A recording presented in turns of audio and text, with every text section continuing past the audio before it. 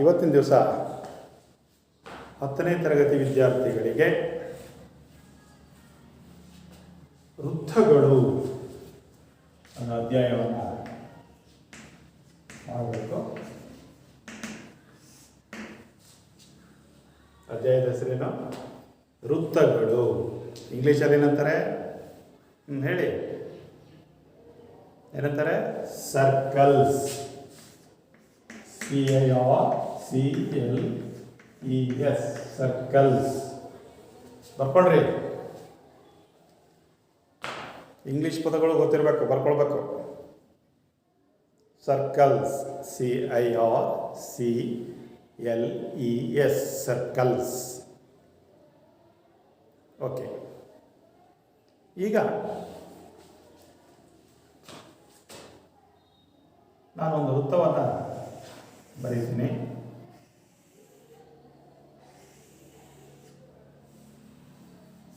ನೋಡಿ,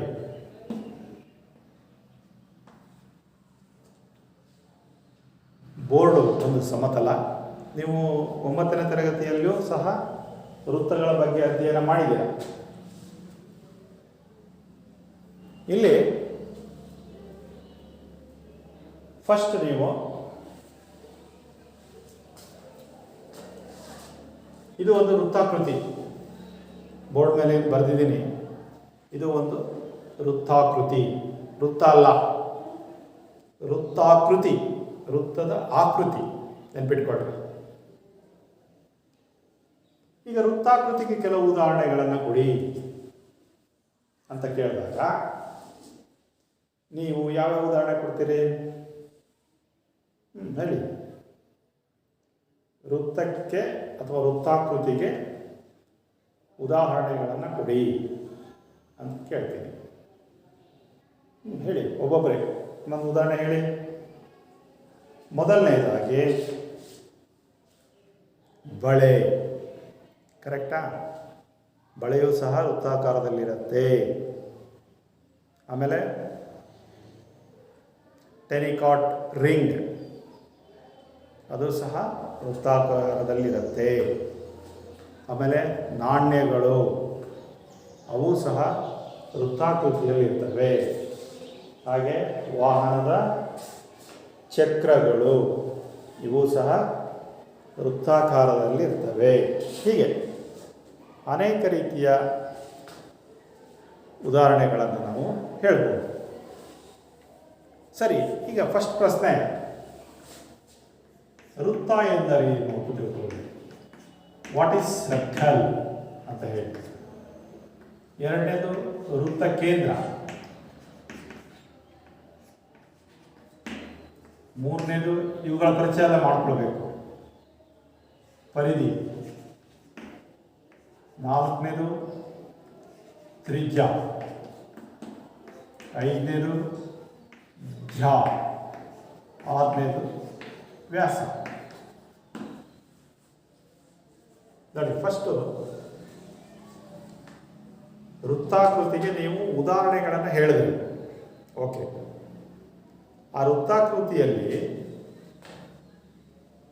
ಫಸ್ಟ್ ನೀವು ವೃತ್ತ ಅಂದರೆ ಏನು ಅಂತ ತಿಳ್ಕೊಳ್ಬೇಕು. ಇದು 9ನೇ ತರಗತಿಯಲ್ಲಿ ಬಂದಿದ್ದಾವೆ ಇವೆಲ್ಲ, ಆದರೆ ಇನ್ನೊಂದ್ಸರಿ ನಿಮಗೆ ರಿಪೀಟ್ ಮಾಡ್ತಾ ಇದ್ದೀನಿ. ವೃತ್ತ ಕೇಂದ್ರ ಯಾವುದು ಅಂತ ತಿಳ್ಕೊಳ್ಬೇಕು,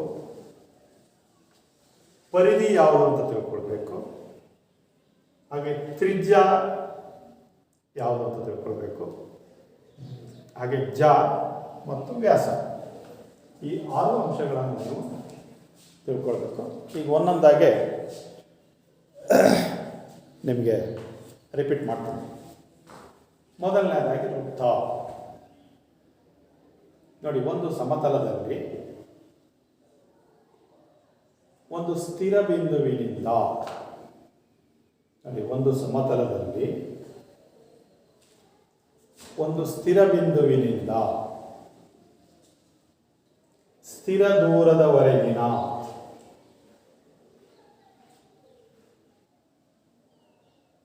ಸ್ಥಿರ ಬಿಂದುವಿನಿಂದ ಸ್ಥಿರ ದೂರದವರೆಗಿನ ಎಲ್ಲ ಬಿಂದುಗಳ ಸಮೂಹವನ್ನು ವೃತ್ತ ಎನ್ನುತ್ತೇವೆ. ಇನ್ನೊಂದ್ಸರಿ ಹೇಳ್ತೀನಿ ಕೇಳ್ರಿ. ವೃತ್ತ ಅಂದರೇನು? ಒಂದು ಸಮತಲದಲ್ಲಿನ ಅಥವಾ ಒಂದು ಸಮತಲದಲ್ಲಿ ಒಂದು ಸ್ಥಿರ ಬಿಂದುವಿನಿಂದ ಸ್ಥಿರ ದೂರದವರೆಗಿನ ಎಲ್ಲ ಬಿಂದುಗಳ ಸಮೂಹವನ್ನು ನಾವು ವೃತ್ತ ಅಂತ ಹೇಳಿ ಕರಿತೇವೆ. ಸರಿ, ವೃತ್ತ ಗೊತ್ತಾಯ್ತು. ಈಗ ಎರಡನೇದು ವೃತ್ತ ಕೇಂದ್ರ. ವೃತ್ತ ಕೇಂದ್ರ ಅಂತ ಯಾವುದನ್ನು ಕರಿತೀವಿ ಅಂದರೆ, ಏನು ಸ್ಥಿರ ಬಿಂದು ಅಂತ ಗುರುತು ಮಾಡ್ತೀವಿ ಸಮತಲದಲ್ಲಿ, ಗೊತ್ತಾಯ್ತಾ ಹೇಳಿದ್ದು? ಸಮತಲದಲ್ಲಿ ಸ್ಥಿರ ಬಿಂದುವನ್ನು ಗುರುತು ಮಾಡ್ತೀವಲ್ಲ, ಆ ಸ್ಥಿರ ಬಿಂದುವನ್ನೇ ವೃತ್ತ ಕೇಂದ್ರ ಅಂತ ಕರಿತೀವಿ. ಅದನ್ನು ಓ ಅಕ್ಷರದಿಂದ ಸೂಚಿಸ್ತೀವಿ. ಯಾವ ಅಕ್ಷರದಿಂದ ಸೂಚಿಸ್ತೀವಿ? ಓ ಅಕ್ಷರದಿಂದ ಸೂಚಿಸ್ತೀವಿ. ಸೆಂಟರ್ ಆಫ್ ದಿ ಸರ್ಕಲ್, ಇಂಗ್ಲೀಷಲ್ಲಿ ಸೆಂಟರ್ ಆಫ್ ದಿ ಸರ್ಕಲ್ ಅಂತ ಹೇಳಿ ಕರಿತೇವೆ. ಈಗ ವೃತ್ತ ಕೇಂದ್ರ ಗೊತ್ತಾಯಿತು. ನೆಕ್ಸ್ಟ್ ಮೂರನೇದು ಪರಿಧಿ. ಮೂರನೇದೇನೋ ಪರಿಧಿ. ಪರಿಧಿಯನ್ನು ನಾವು ಇಂಗ್ಲೀಷಲ್ಲಿ ಸರ್ಕಂಫರೆನ್ಸ್ ಅಂತ ಕರಿತೀವಿ. ಏನಂತ ಕರಿತೀವಿ ಹೇಳಿ? ಇಂಗ್ಲೀಷಲ್ಲಿ ಸರ್ಕಂಫರೆನ್ಸ್. ಹಾಗಾಗಿ ಅದರ ಮೊದಲನೇ ಅಕ್ಷರ ಸಿ ಅಕ್ಷರದಿಂದ ಬರಿತೀವಿ. ಯಾವ ಅಕ್ಷರದಿಂದ ಬರಿತೀವಿ? ಸಿ ಅಕ್ಷರದಿಂದ ಬರಿತೀವಿ ಸರ್ಕಂಫರೆನ್ಸ್, ಪರಿಧಿ ಅಂತ. ಪರಿಧಿ ಅಂದರೆ ಏನು? ವೃತ್ತದ ಸುತ್ತಳತೆಯನ್ನು ನೋಡಿ, ವೃತ್ತದ ಸುತ್ತಳತೆಯನ್ನು ಏನಂತ ಕರಿತೀವಿ ನಾವು? ಪರಿಧಿ ಅಂತ ಕರಿತೀವಿ. ಪರಿಧಿ ಅಂದ್ರೆ ಗೊತ್ತಾಯ್ತಲ್ಲ? ಆ ವೃತ್ತದ ಸುತ್ತಳತೆಯನ್ನು ಪರಿಧಿ ಅಂತ ಹೇಳಿ ಕರಿತೀವಿ. ಯಾವ ಅಕ್ಷರದಿಂದ ಸೂಚಿಸ್ತೀವಿ? ಸಿ ಅಕ್ಷರದಿಂದ ಸೂಚಿಸ್ತೀವಿ. ಪರಿಧಿಯನ್ನು ಕಂಡುಹಿಡಿಯಕ್ಕೆ ಸೂತ್ರ ಇದೆ. C = 2πr. ಪರಿಧಿಯನ್ನು ಕಂಡುಹಿಡಿಯಲಿಕ್ಕೆ ಸೂತ್ರ 2πr. ಅದೇ ರೀತಿ ವೃತ್ತದ ವಿಸ್ತೀರ್ಣ ಕಂಡುಹಿಡಿಯಲಿಕ್ಕೆ ಒಂದು ಸೂತ್ರ ಇದೆ. A = πr². ನೋಡಿ, ವೃತ್ತದ ವಿಸ್ತೀರ್ಣವನ್ನು ಕಂಡುಹಿಡಿಯುವ ಸೂತ್ರ πr². ಪರಿಧಿಯನ್ನು ಕಂಡುಹಿಡಿಯುವ ಸೂತ್ರ 2πr ಅಂತ ಹೇಳಿ. ಸರಿ, ಈಗ ಮೂರನೇದು ಗೊತ್ತಾಯಿತು ಪರಿಧಿ. ತ್ರಿಜ್ಯ. ತ್ರಿಜ್ಯ ಇಂಗ್ಲೀಷಲ್ಲಿ, ತ್ರಿಜ್ಯಕ್ಕೆ ಇಂಗ್ಲೀಷಲ್ಲಿ ರೇಡಿಯಸ್ ಅಂತಾರೆ. ಏನಂತಾರೆ? ರೇಡಿಯಸ್ ಅಂತ ಹೇಳಿ ಕರಿತೀವಿ. ಹಾಗಾಗಿ ಮೊದಲನೇ ಅಕ್ಷರ ಸ್ಮಾಲ್ ಆರ್ ಅನ್ನು ಉಪಯೋಗಿಸ್ತೀವಿ. ಹಾಗಾದರೆ ತ್ರಿಜ್ಯ ಅಂದರೆ ಏನು? ತ್ರಿಜ್ಯ ಅಂದರೆ ವೃತ್ತ ಕೇಂದ್ರದಿಂದ ಪರಿಧಿಗೆ ಇರುವ ದೂರ. ನೆನಪಿಟ್ಕೊಳ್ಳಿ, ವೃತ್ತ ಕೇಂದ್ರದಿಂದ ಪರಿಧಿಗೆ ಇರುವ ದೂರವನ್ನು ತ್ರಿಜ್ಯ ಅಂತ ಹೇಳಿ ಕರಿತೇವೆ. ಅರ್ಥ ಆಯ್ತಲ್ಲ? ಸರಿ, ತ್ರಿಜ್ಯ ಆಯಿತು. ನೆಕ್ಸ್ಟ್ ಝ. ಇದನ್ನು ಇಂಗ್ಲೀಷಲ್ಲಿ ಕಾರ್ಡ್ ಅಂತ ಕರಿತೀವಿ. ಏನಂತ ಕರಿತೀವಿ? ಕಾರ್ಡ್. ಝ ಅಂದ್ರೇನು? ವೃತ್ತದ ಪರಿಧಿಯ ಮೇಲಿನ, ನೋಡಿ, ವೃತ್ತದ ಪರಿಧಿಯ ಮೇಲಿನ ಯಾವುದೇ ಎರಡು ಬಿಂದುವನ್ನು ಸೇರಿಸುವ ರೇಖಾಖಂಡವನ್ನು ಝ ಅಂತ ಕರಿತೀವಿ. ನೆನ್ಪಿಟ್ಕೊಳ್ಳಿ, ಝ ಅಂದರೆ ವೃತ್ತದ ಪರಿಧಿಯ ಮೇಲಿನ ಯಾವುದೇ ಎರಡು ಬಿಂದುವನ್ನು, ಎ ಬಿ ಝ, ಅದೇ ರೀತಿ ಸಿ ಡಿ ಝ.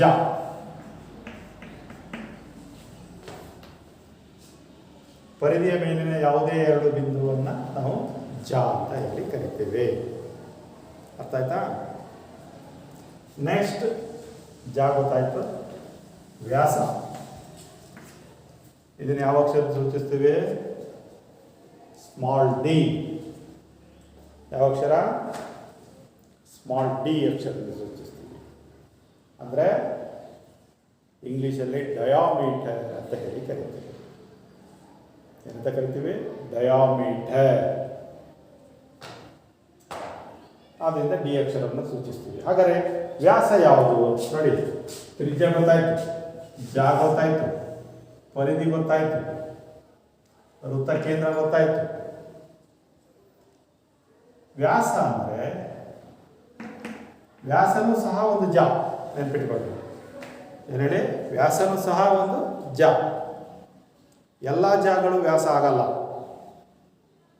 ಯಾವ ಜಾವನ್ನು ವ್ಯಾಸ ಅಂತ ಕರಿತೀವಿ ಅಂದರೆ ಯಾವ ಜಾ ವೃತ್ತ ಕೇಂದ್ರದ ಮೂಲಕ ಹಾದು ಹೋಗುತ್ತೆ. XY ವ್ಯಾಸ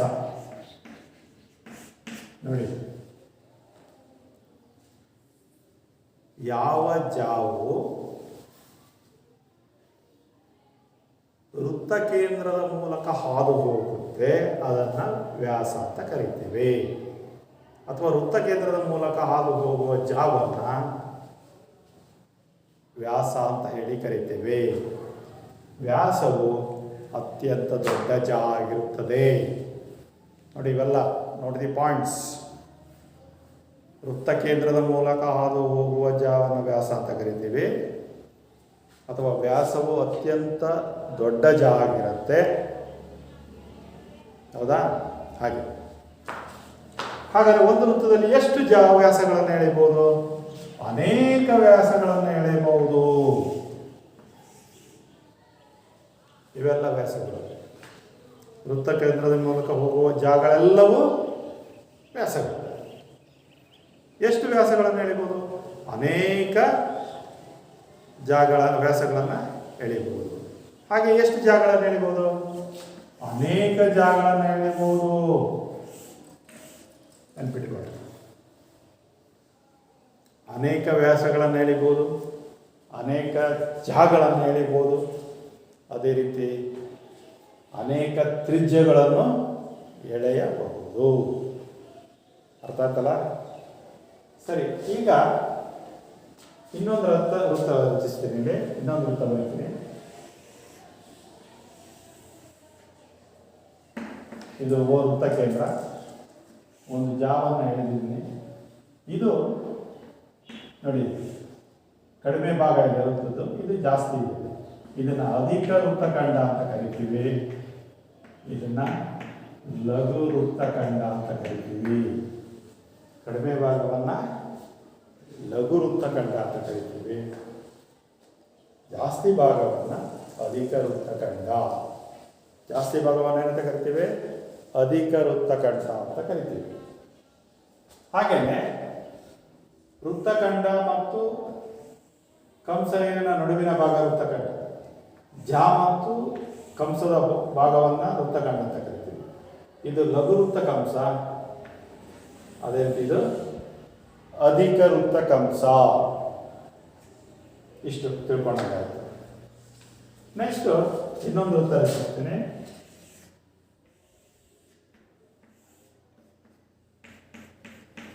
PQ ರೇಖೆಯು ನೋಡಿ, ವೃತ್ತ PQ ರೇಖೆ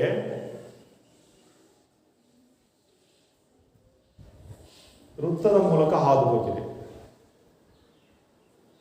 PQ ರೇಖೆ ಏನಾಗಿದೆ? ವೃತ್ತದ ಮೂಲಕ ಹಾದು ಹೋಗಿದೆ. ಈ ರೀತಿ ವೃತ್ತದ ಮೂಲಕ ಹಾದು ಹೋಗುವ ರೇಖೆಯನ್ನ ಛೇದಕ ಅಂತ ಕರಿತೀವಿ, ಅಥವಾ ಛೇದಕ ರೇಖೆ ಅಂತ ಕರಿತೀವಿ. ನೋಡಿ, ಛೇದಕ ರೇಖೆ ಅಂದ್ರೇನು? ವೃತ್ತದ ಮೂಲಕ ಹಾದು ಹೋಗುವ ರೇಖೆಯನ್ನ ಅಥವಾ ವೃತ್ತದ ಮೇಲಿನ ಎರಡು ಬಿಂದುವಿನ ಮೂಲಕ ಹಾದು ಹೋಗುವ ರೇಖೆಯನ್ನ ಛೇದಕ ರೇಖೆ ಅಂತ ಹೇಳಿ ಕರಿತೀವಿ, ಅಥವಾ ಛೇದಕ. ಇಲ್ಲಿ PQ ಅನ್ನೋದು ಛೇದಕ ರೇಖೆ. PQ ಅನ್ನೋದು ಛೇದಕ ರೇಖೆ. M ಮತ್ತು N ಛೇದನ ಬಿಂದುಗಳು. ಎಂ ಮತ್ತು ಎನ್ ಛೇದನ ಬಿಂದುಗಳು. ಹಾಗೆ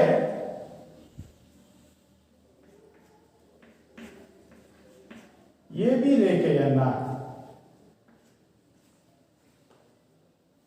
ನೋಡಿ, ಎ ಬಿ ರೇಖೆ ವೃತ್ತದ ಮೇಲಿನ ಒಂದು ಬಿಂದುವಿನಲ್ಲಿ ಸಂಧಿಸಿದೆ.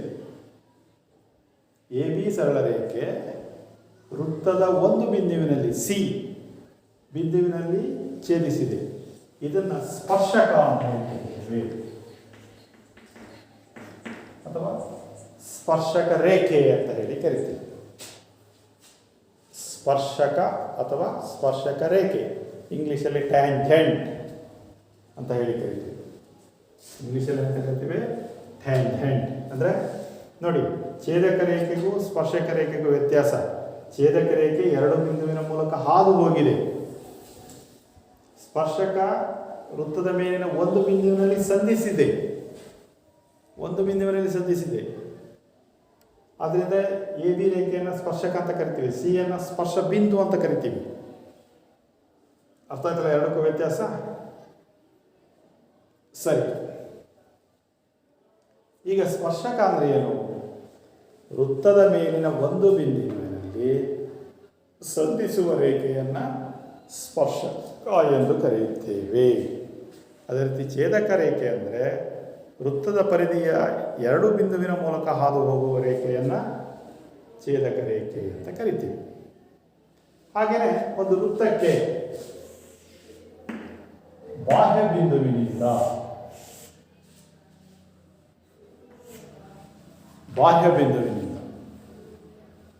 ಎಷ್ಟು ಸ್ಪರ್ಶಕಗಳನ್ನು ಎಳೆಯಬಹುದು ಅನ್ನೋ ಪ್ರಶ್ನೆ.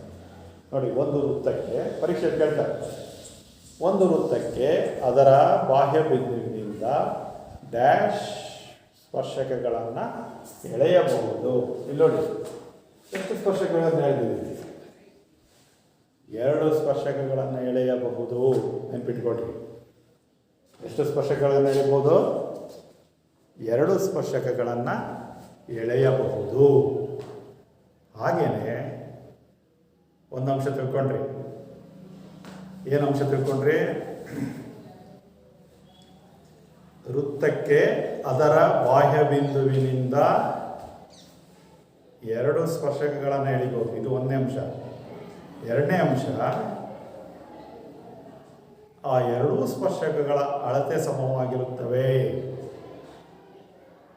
ನೆನ್ಪಿಟ್ಕೊಳ್ರಿ, ಇವೆಲ್ಲದ ಒಂದೊಂದು ಅಂಶಗಳು ತಿಳ್ಕೊಳ್ಳೋಂಥದ್ದು. 2 ಸ್ಪರ್ಶಕಗಳ ಅಳತೆ ಸಮವಾಗಿರುತ್ತವೆ. ಉದಾಹರಣೆಗೆ ಒಂದು 8 ಸೆಂಟಿಮೀಟರ್ ಇದ್ದರೆ ಇನ್ನೊಂದು 8 ಸೆಂಟಿಮೀಟರ್ ಇರುತ್ತೆ. ಅರ್ಥ ಆಯ್ತಲ್ಲ ಈಗ? ಸರಿ, ಇನ್ನೂ ಒಂದು ಅಂಶ, ಮೂರನೇದೇನು ಅಂದರೆ ಕೇಂದ್ರ ಬಿಂದುವಿನ ಮೂಲಕ ಸ್ಪರ್ಶಕಕ್ಕೆ ಎಳೆದ ರೇಖೆಯು ಲಂಬವಾಗಿರುತ್ತದೆ. ಕೇಂದ್ರ ಬಿಂದುವಿನ ಮೂಲಕ ಸ್ಪರ್ಶಕಕ್ಕೆ ಎಳೆದ ರೇಖೆಯು ಲಂಬ ರೇಖೆಯಾಗಿರುತ್ತದೆ. ಅಲ್ಲಿ 90 ಡಿಗ್ರಿ ಇರುತ್ತೆ. ಎಷ್ಟು ಡಿಗ್ರಿ ಇರುತ್ತೆ? 90 ಡಿಗ್ರಿ ಇರುತ್ತದೆ. ಅರ್ಥ ಆಯ್ತಲ್ಲ ಈಗ?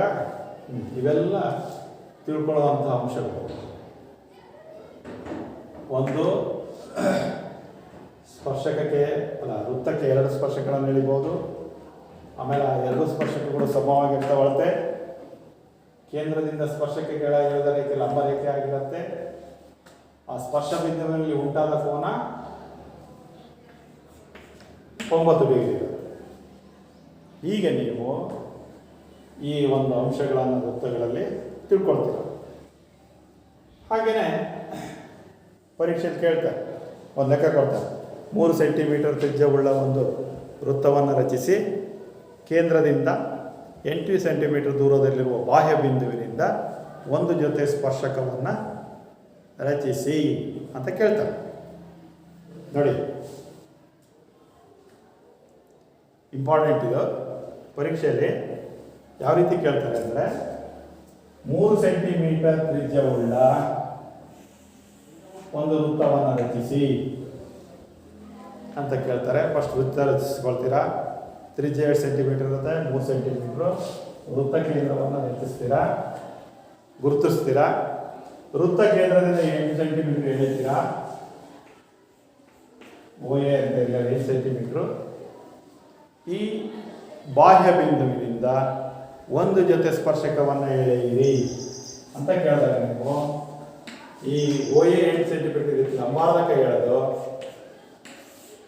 ಇದನ್ನು ನೀವು ಸೇರಿಸಿಬಿಟ್ರೆ ಎಲ್ಲಿ ಇದಾಗುತ್ತೋ ಇದು ಸ್ಪರ್ಶಕ ಆಗಿರುತ್ತೆ. OB ಅಲ್ಲ AB ಮತ್ತು AC. ಈ ರೀತಿ ನೀವು ಸ್ಪರ್ಶಕಗಳನ್ನು ಎಳಿಬೋದು. ಅರ್ಥ ಆಯ್ತಲ್ಲ? ಈಗ ಇದು ಪರೀಕ್ಷೆಗೆ ಇಂಪಾರ್ಟೆಂಟ್ ಲೆಕ್ಕ, ಬರ್ಕೊಂಡಿರೋ ಲೆಕ್ಕ. 3 ಸೆಂಟಿಮೀಟರ್ ತ್ರಿಜ್ಯವುಳ್ಳ ವೃತ್ತವನ್ನು ರಚಿಸಿ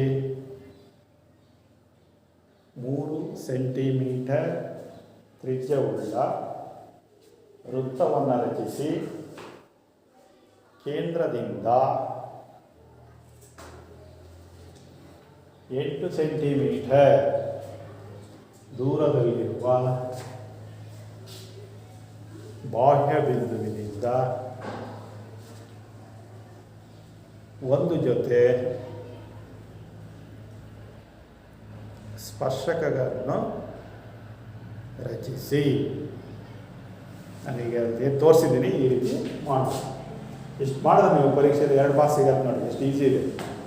ಹಾಗಾಗಿ ಸರಿ, ಇವೆಲ್ಲ ಅಂಶಗಳನ್ನು ಬರ್ಕೊಳ್ಳಿ, ಆಮೇಲೆ ನೆನ್ಪಿಟ್ಕೊಳ್ಳಿ. ಇದು ಇದು ವೃತ್ತದಲ್ಲಿ ಬರುವಂತಹ ಅಂಶಗಳು: ಸ್ಪರ್ಶಕ, ಛೇದಕ, ಇವೆಲ್ಲವೂ ಬರ್ತವೆ.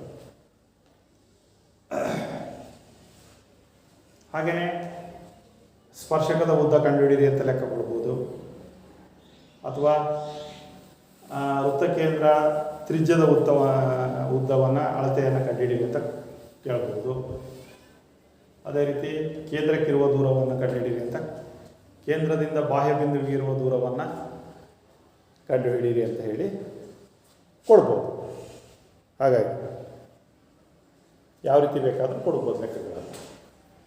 ಅರ್ಥ ಆಯ್ತಲ್ಲ? ಈಗ ಇಷ್ಟು ವೃತ್ತಕ್ಕೆ ಸಂಬಂಧಪಟ್ಟಾಗ ನೋಡಿ, ಅರ್ಥ ಮಾಡ್ಕೊಳ್ಳಿ.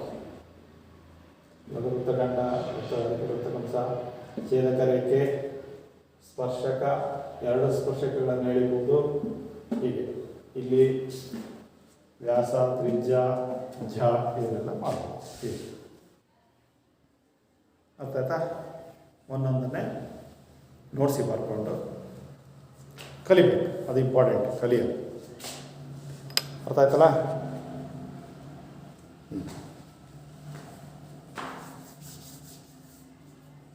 ಬರ್ಕೊಂಡ್ರಿ ಇವನ್ನೆಲ್ಲ ನೋಡಿ. ವರದಿಯನ್ನು ಕಂಡುಹಿಡಿಯೋ ಸೂತ್ರ ಇದು ಇಂಪಾರ್ಟೆಂಟು.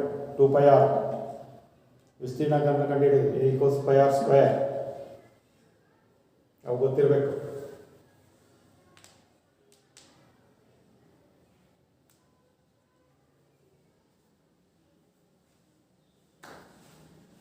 ಇವೆಲ್ಲ ಬರ್ಕೊಂಡ್ರಿ, ತಿಳ್ಕೊಳ್ರಿ. ಏನಾದರೂ ಕ್ವಶನ್ ಇದ್ದರೆ ಕೇಳ್ಬೋದು. ಆಮೇಲೆ ಅನುಮಾನಗಳಿದ್ದರೆ, ಅರ್ಥ ಆಗದಿದ್ದರೆ ಕೇಳ್ಬೋದು. ಸುಲಭ ಇದೆ ಇದು. ನೀವು 9ನೇ ಕ್ಲಾಸಲ್ಲೆಲ್ಲ ಕಲ್ತಿದ್ದೀರ. 9ನೇ ಕ್ಲಾಸಲ್ಲೂ ಇದೇ ಚಾಪ್ಟರ್ ಇದೆ, ಇದೇ ಅಂಶಗಳಿದ್ದಾವೆ. ಮತ್ತು ಪುನಃ 10ನೇ ಕ್ಲಾಸಲ್ಲೂ ಇಟ್ಟಿದ್ದಾರೆ. ಆದರೆ ಇನ್ನೊಂದು ನೆಕ್ಸ್ಟ್ ಚಾಪ್ಟರ್ ಇದೆ, ವೃತ್ತಕ್ಕೆ ಸಂಬಂಧಪಟ್ಟಾಗ ಮೇಲ್ಮೈ ವಿಸ್ತೀರ್ಣಗಳು. ಈ ವರ್ಷ ಮಾತ್ರ ಆ ಚಾಪ್ಟರ್ನ ನಿಮಗೆ ಕಡಿಮೆ ಮಾಡಿದ್ದಾರೆ, ಕಡಿತಗೊಳಿಸಿದ್ದಾರೆ. ಮತ್ತು ನೆಕ್ಸ್ಟ್ ಇಯರಿಂದ ಮತ್ತೆ ಇರುತ್ತೆ. ಈ ವರ್ಷಕ್ಕೆ ಆ ಚಾಪ್ಟರ್ ಇಲ್ಲ. ಯಾವುದೋ ವೃತ್ತದ ಮೇಲಿನ ಮೇಲ್ಮೈ ವಿಸ್ತೀರ್ಣಗಳು, ನೆಕ್ಸ್ಟ್ ಚಾಪ್ಟರ್ ಇಲ್ಲ. ಇಷ್ಟು ಮಾತ್ರ ಇದೆ.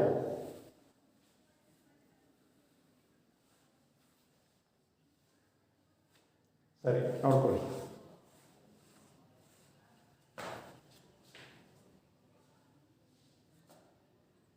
ಏನಾದ್ರು ಡೌಟ್ಸ್ ಇದ್ದರೆ ಕೇಳಿ.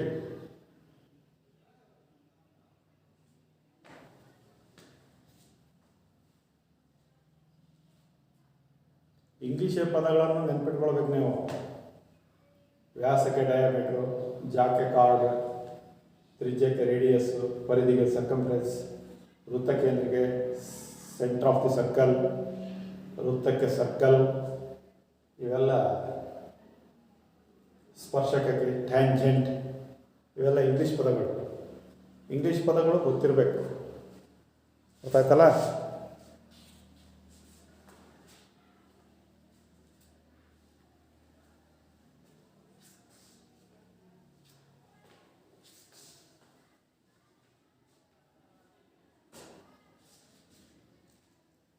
ಸರಿ, ನೆಕ್ಸ್ಟ್ ಕ್ಲಾಸಲ್ಲಿ ಇದರ ಮುಂದಿನ ಅಧ್ಯಾಯವನ್ನು ಮಾಡ್ತೀನಿ.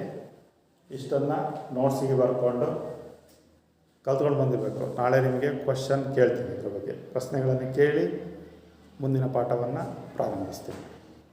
ಇವೆಲ್ಲ ಸುಲಭವಾಗಿರುವಂಥವು.